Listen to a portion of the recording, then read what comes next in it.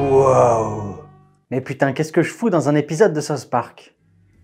T'es qui, toi? Bonjour, Jérémy. D'où tu me connais? C'est à cause de toi que je suis là? Ferme-la. Si t'es là, c'est parce qu'on a découvert un truc sur toi. Mais vous êtes juste des persos de dessins animés. Ouais, mais on a Internet. Bonjour à tous et bienvenue dans le monde des séries. Ouais, ok, je fais un truc sur les séries télé, et alors? T'as pas parlé de South Park. Non mais je fais ce que je veux quand même. Je crois que t'as pas bien saisi la situation. Si tu parles pas de nous, tu retomberas toujours dans cette hallucination. Et si je te bute, tu ne te réveilleras plus jamais dans ton monde. Oh bordel, dans quoi je suis tombé? Eh dis donc t'es qui toi? Faut que je parle de South Park.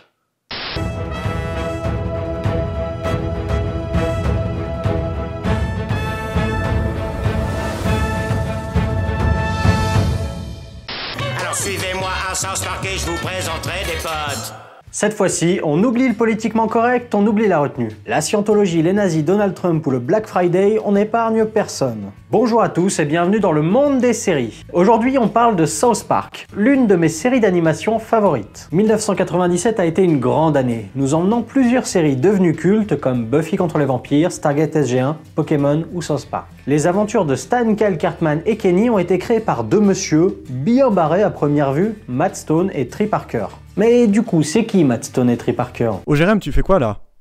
T'as oublié ma partie? Je suis censé présenter un peu ces deux petits génies de la télé américaine.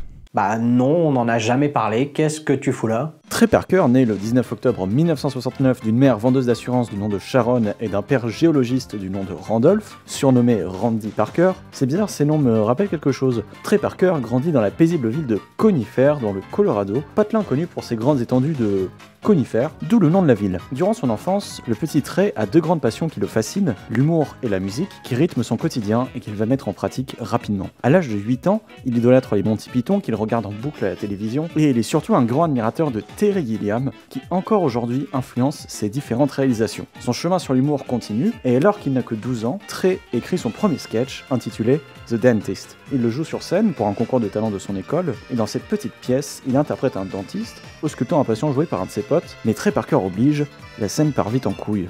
La consultation devient rapidement un véritable bain de sang, et en effet le dentiste ne s'avère pas si professionnel que ça. Mais le pire est que du faux sang gicle partout sur scène, et vient même asperger les petits de l'école, alors en première ligne dans le public, ce qui provoque la panique générale et la colère des parents d'élèves. Mais Trey Parker ne sait pas que traumatiser les gamins, c'est surtout un enfant avec plein de rêves en tête, s'imaginant déjà faire carrière dans le cinéma et la musique. C'est pour cela qu'à ses 14 ans, son père lui offre une petite caméra Super 8, et il commence avec sa bande d'amis à faire des courts-métrages humoristiques les week-ends après les cours. Puis, son affection pour la musique va vite reprendre le dessus, car au même âge, il va également rejoindre une chorale du côté de Denver, qui fait aussi du théâtre de temps à autre. Trey Parker s'épanouit et s'investit beaucoup dans ce nouveau groupe, et il designera même des décors pour certaines pièces de la troupe. Puis, à 17 ans, il écrit une série de chansons humoristiques qui va compiler dans un album, Immature A Collection of Love Ballads for the 80s Man, qui parodie énormément la chanson du lover cliché. En vendant cet album à droite et à gauche, le jeune Trey Parker arrive à se faire un joli petit salaire de $500, une raison suffisante pour lui de quitter son boulot à l'époque chez Pizza Hut. Trey Parker finit son lycée en 1988 et décide de continuer ses études à l'université du Colorado à Boulder, où il rencontre là-bas son bro, son pote, son gars sûr, Matt Stone. Mais alors, vous voulez sûrement que je vous présente Matt Stone. Non, c'est bon, ça ira. Eh bien, Matt Stone est né le 26 mai 1971 à Houston, dans le Texas. Il est le fils d'un professeur en économie du nom de Gerald et d'une mère d'origine juive du nom de Sheila. C'est bizarre, ces noms me rappellent aussi quelque chose. Peu de temps après sa naissance, ses parents décident de quitter le Texas et déménagent à Littletown, dans le Colorado, en périphérie de Denver, lieu qui inspira d'ailleurs après la fameuse ville de South Park. Matt Stone passa une enfance paisible là-bas, et il intégra après l'université du Colorado à Boulder, où il rencontra pour la première fois Trey Parker en cours de cinéma pour un projet de groupe à réaliser. L'alchimie entre les deux comparses se crée rapidement, et ils partagent de nombreuses passions en commun, que ce soit leur amour pour les Monty Python ou leur humour provocateur et irrévérencieux. Ensemble, ils vont écrire et jouer chacun leur tour dans plusieurs petits courts-métrages, et cette passion mutuelle les pousse toujours à faire plus, car en effet, durant cette période, ils décident de réaliser un sketch différent presque chaque semaine. Puis, en 1992, ils décident avec deux autres étudiants de créer une petite boîte de production du nom de Avenging Conscience, qui est une référence en fait au film de Griffith, que détestent les 4 fondateurs, qui trouvent ce film particulièrement à chier. Leur première production s'appelle alors Jesus vs Frosty, un court-métrage en animation fait avec de simples petits bouts de carton, un peu de colle et une caméra Super 8. Ce court-métrage se fait rapidement repérer par un Brian Graden, un producteur exécutif de la Fox, qui décide de leur donner un petit budget de 1000 $ pour le refaire et le proposer en tant que cadeau de Noël à ses potes. Mais je pense que c'est à ton tour, Jérém, car c'est ainsi que naît une célèbre série à base de sondes anales et de décapitation d'enfants de 8 ans. Et c'est ainsi que le développement de la série South Park commença. Et en premier lieu, ils proposèrent le projet aux chaînes Fox. Ouais, ok, c'est super, mais vous voulez pas juste enlever le personnage de Monsieur Hanky? Parce qu'un petit caca Noël qui parle quand même... Non, on oublie la Fox, et 2 autres prétendants entrent en jeu. MTV, mais il faudrait pas qu'ils nous transforment ça en série pour enfants, et Comedy Central, qui finalement deviendra et restera producteur-diffuseur officiel de South Park depuis la validation du premier épisode. Je vous jure, demandez à Cartman, ils lui ont mis une sonde anale. Cartman a une sonde anale, épisode pilote de South Park et le seul épisode de la série n'ayant pas été fait par ordinateur, mais via un système d'animation de papier découpé. Et après 3 mois de création, des projections tests pas toujours encourageantes, mais le succès toujours important des vieux courts-métrages The Spirit of Christmas sur internet, l'épisode fut validé et diffusé le 13 août 1997. Bah c'est pas drôle, et c'est complètement immature. Hé, ça recommence. Depuis le 2e épisode, l'animation est faite par ordinateur et donc beaucoup plus rapidement. Et aujourd'hui, avec l'évolution de leurs moyens matériels et humains, la plupart des épisodes sont produits en moins d'1 semaine. D'ailleurs, ils ont fait un chouette documentaire, 6 Days to Earth, making of de la création complète d'un épisode de South Park en flux tendu que je vous conseille de regarder. On a un épisode à livrer à la chaîne ce mercredi, et on n'a pas encore du tout commencé à l'écrire. C'est vrai qu'on a tendance à s'y prendre tard, mais on a toujours cette petite voix qui nous rappelle « Vous êtes dans la merde ». Cette méthode de production va amener à la création d'un univers en constante évolution, avec d'un côté des parodies de la pop culture, et là, tout le monde va y passer. De Game of Thrones au Seigneur des Anneaux, des Simpsons au Griffin, de Star Wars à Indiana Jones, et j'en passe et des meilleurs. Et d'un autre côté, elle va nous amener un regard décalé, un regard critique sur la société américaine, et même régulièrement sur des phénomènes mondiaux. Et là, on ne se prive pas de parler de religion, de politique, d'éducation, et de toutes les plus grosses actualités du moment. Ils explosent toutes les limites du politiquement correct. Rien n'est épargné.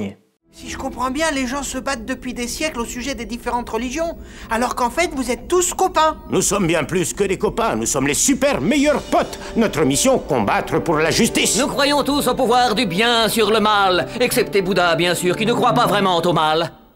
Ils vont parler de tout ça via le prisme des habitants de la ville de South Park, censée représenter une ville plutôt standard aux États-Unis. Ouais, peut-être pas si standard que ça, il y en a pas un pour rattraper l'autre. D'abord le petit gros, antisémite et raciste. Ensuite le sympathique et un peu anarchiste. Et le petit roux obstiné, mais surtout juif. Il y a aussi la victime, l'abruti et naïf. On le sait, géologue, mais surtout alcoolique.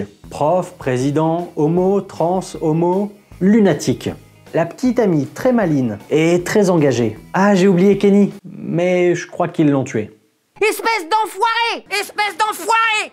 Espèce d'enfoiré! Bon, je pourrais parler de tous les personnages comme ça, tant il y a de personnages excellents qui se révèlent au fur et à mesure des épisodes. Ils ne me prendront pas, je n'ai aucune chance. Oh Seigneur, ce que je suis stressée! Au point de devenir plus important et d'ailleurs même plus apprécié par moments que Steinkel, Cartman et Kenny, qu'on suit de manière quasi exclusive au début de la série. Je suis le professeur K.O. et désormais le monde se prosternera devant moi! Ha! Ha ha ha ha! Yeah! Ha ha! Ils ont fait plusieurs tournois pour animer les différentes pages de South Park. Ça nous donne une petite idée des personnages préférés des fans. Les South Park Bro Down de 2015 et 2020 ont couronné un coup Cartman, un coup Randy. Ils sont suivis, si on part des quarts de finale, par Kenny, Stan, Servietsky, Butters, Kyle, Monsieur Garrison, Chef et Satan.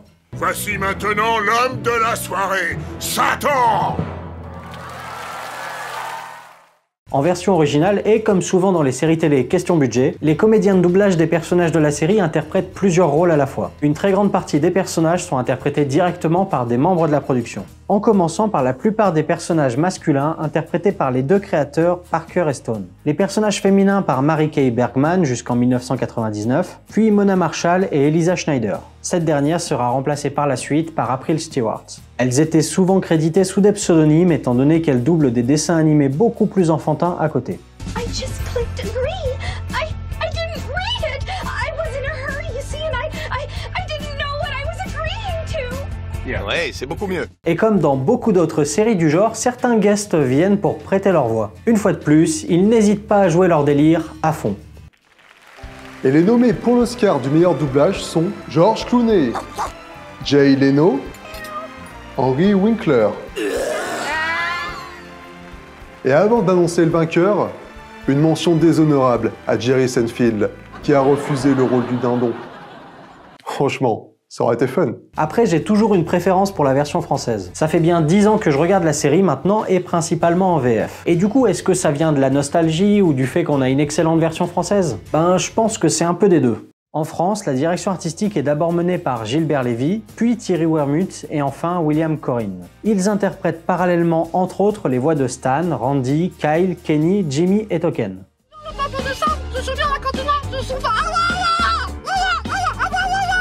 Pourquoi t'es en colère après moi? Parce que tu refuses de t'en aller. Marie-Laure Beneston se charge de quasi toutes les voix féminines de la série. Et celui dont on a souvent souligné les performances, c'est Christophe Lemoine pour son rôle de Cartman et Butters. Deux personnages diamétralement opposés. Qu'est-ce que tu fous, Butters? Je vois l'école et tous les élèves, mais par contre j'entends rien du tout à part ta voix. Ah oui, c'est normal, ils doivent améliorer l'audio, mais... Putain, comment il est con ce mec! Et c'est pas pour rien si on parle d'adaptation et pas de traduction. Plusieurs idées venant de la société américaine qui ne fonctionneraient pas forcément en français. Et ils font comme ils peuvent pour transmettre les idées en les associant à des choses plus compréhensibles pour nous. Voire même en rajoutant des petites choses par moment. En somme, ils ont réussi pour moi à tirer le meilleur des personnages et des situations. Et avec le nombre colossal d'idées à la minute dans un épisode, ça a dû être un sacré boulot. Connard! Ah! Enculé de ta mère! Vulgaire, non, c'est grossier, c'est pas vulgaire. Ta gueule, sac à merde! Je pense que ça tiendrait pas depuis 20 ans si c'était que ça. Je pense qu'il y a des choses dans la vie de tous les jours qui sont beaucoup plus vulgaires et qui ne disent pas de gros mots. C'est bon, j'ai présenté South Park. T'as pas encore dit à quel point elle était trop bien, notre ville? Ouais. Salut les enfants! Salut chef. Comment allez-vous? Bien. Mal. Et qu'est-ce que vous faites avec ces armes? Rien, on joue. Soyez prudents avec ces trucs, les enfants. Ouais, on sait, on pourrait blesser quelqu'un. Chef, je crois qu'il veut me tuer et m'empêcher de retourner dans mon univers. Au revoir. Et merde. Ainsi par la chef. J'ai toujours rêvé de voir ça en vrai. Je crois qu'une des choses qui fonctionne très bien dans South Park, c'est l'écart gigantesque qu'il y a entre les différents éléments traités au sein d'un même épisode. Je m'explique. En simplifiant, très souvent les épisodes sont construits autour de deux axes, qui à première vue sont complètement différents. Comme par exemple le cannabis et le KFC, Charles Manson et les fêtes de Noël, des petits animaux tout mignons et la naissance de l'Antéchrist. Alors ça y est, on va avoir 10 000 ans de ténèbres et moi je vais faire ceinture pour Noël! Ou encore le Seigneur des Anneaux et la pornographie. Ils ont pris son précieux, ils l'ont volé pour le regarder sur lui, pourtant ils auraient adoré le revoir lui aussi. Ils utilisent les deux sujets en les liant plus ou moins rapidement dans l'épisode. Et la frontière entre les deux mène à l'absurde. J'ai déjà parlé dans un précédent épisode de l'humour anglais, qui est souvent basé sur le même principe. Du coup, ça ne m'étonne pas du tout que les Monty Python soient une grosse inspiration pour Stoney Parker. Ça leur permet de parler d'énormément de choses sans se donner de limites. Et ça amène à la création d'un grand nombre de personnages, créatures, même pour un seul épisode. Certains sont même prévus que pour un one-shot, et après leur succès, deviennent des personnages récurrents. N'oubliez pas d'emporter une serviette. Quel personnage le plus nul jamais inventé? Je sais. Ça donne une série d'épisodes singuliers où chacun se démarque à sa manière. Tout le monde le sait, la série s'autorise à parler de tous les sujets sans aucune barrière, sur le ton qui les fait marrer. Ça leur a valu un énorme succès, mais aussi un paquet de polémiques. Autour de la politique, avec la reine d'Angleterre ou le gouvernement chinois, auquel ils ont très bien répondu sur Twitter d'ailleurs. Comme la NBA, nous sommes heureux d'accueillir les censeurs chinois dans nos foyers et dans nos cœurs. Nous aussi, nous aimons l'argent plus que la liberté et la démocratie. Et votre président ne ressemble pas du tout à Winnie l'ourson. Autour de la religion aussi, avec la désacralisation de Jésus ou Mahomet, présent notamment dans le double épisode 200-201, le plus décrié et censuré de la série. Isn't that Tom Cruise? South Park, Colorado is the most insensitive, racist, and bigoted place in this country. We have placed bombs all over your city. You will give Muhammad to us.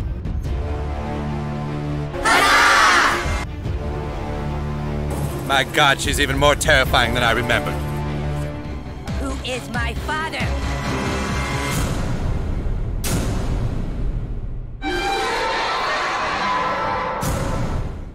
Ils avaient tout donné pour fêter le 200e épisode de la série. Et en morale de conclusion, Jésus, Kyle et le Père Noël diront que le seul moyen de s'opposer à la caricature, c'est de terroriser les gens avec violence. Par mesure de précaution, et suite à des menaces, la chaîne a décidé de censurer tout le discours. C'est terriblement ironique. Et étrangement actuel. Et petite anecdote, les Simpsons leur feront passer un message discrètement. Sur le texte copié par Bart pendant le générique, South Park, nous serions à vos côtés si nous n'avions pas si peur. Waouh, c'est vrai que t'es un dur. Oh putain. Bah moi, tu vois, une fois, un mec qui me gonflait, alors j'ai fait cuire ses parents dans un chili et je lui ai fait bouffer. Là, je suis battu, mec. Je suis battu. Il y a tellement d'anecdotes hallucinantes à raconter sur South Park que j'aurais besoin d'une vidéo de 4 heures pour tout raconter. Sur plus de 20 saisons, un film au penchant comédie musicale et un épisode spécial de 45 minutes, South Park a réussi à évoluer et continuer de surprendre. Elle essaye coûte que coûte de ne jamais s'enfermer dans son propre univers déjà établi. Elle fait évoluer les éléments jusqu'à même transformer complètement les personnages cultes installés depuis 20 ans. J'ai vraiment essayé de changer les choses. J'ai essayé de devenir quelqu'un de meilleur. Devenir feuilletonnante sur les dernières saisons, quitte à perdre des spectateurs, les auteurs ne cessent jamais de se renouveler dans la forme et dans le fond en offrant des satires d'actualité aussi graves soient-elles. Bon, je m'appelle PC comme politiquement correct. Je ne sais pas vous, mais moi j'en ai ma claque que les groupes minoritaires soient marginalisés dans notre société. Et si je suis ici, c'est parce que cette ville est restée bloquée dans une faille temporelle. Et l'exemple parfait, c'est le dernier épisode en date au jour où je fais cette vidéo. L'épisode hors série Pandemic Special de 45 minutes parlant de la pandémie actuelle. Oh yeah, it wasn't a bat, it wasn't a bat, it wasn't a bat in your face, in your face. Et voilà pourquoi j'adore South Park. Malgré que je m'amuse un peu moins par moments sur les dernières saisons. Il garde le cap après autant d'années et continue d'être inventif en créant des personnages, des répliques, des situations cultes, qui étoffent toujours plus cet univers délirant d'année en année. On est content d'aller à l'école. Oh, c'est pas vrai, mon petit frère m'a encore suivi pour aller à l'école.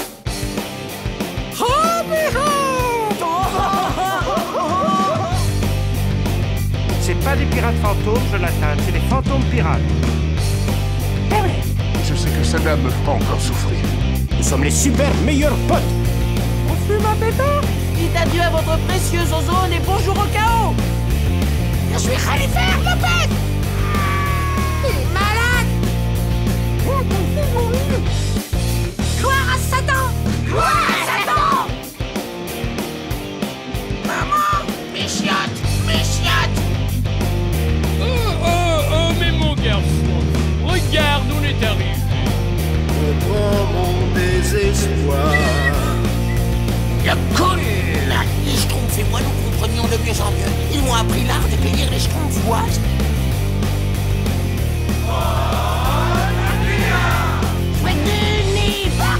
Jusqu'au jour de ma mort. Princesse Zucchini. Quand on entendra le nom de Redskins, on pensera immédiatement Niba. Salut McNuggets, tu veux bien jouer aux cartes Magic? Tu te souviens Ghostbusters? Ah oui, je te souviens. Les blancs qui rénovent des maisons. Ce sont des bébés PC. C'est quoi ces conneries, pauvre psychopathe? C'est vous qui avez fait sauter mon jardin. C'est fou quand même. Tout ça autour des habitants d'une petite ville du Colorado. Bravo mec, bon boulot.